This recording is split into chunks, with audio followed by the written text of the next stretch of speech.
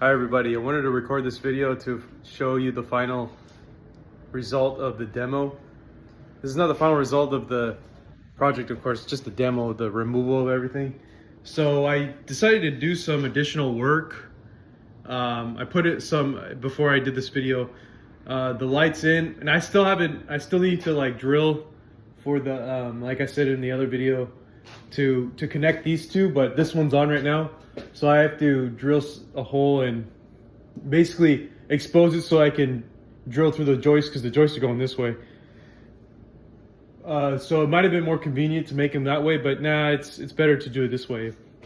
So as you can see, I removed everything, and except for like little pieces like this, and I removed the top of the wall because I still have to do some work for that.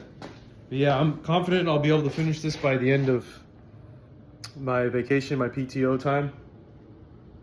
And I found some mold, so I'm gonna have to figure out what to do about removing that. So I'm gonna have to spend probably about 2 hours just trying to get that out, just scrubbing it and stuff like that. I don't know what else to do exactly, but we'll see.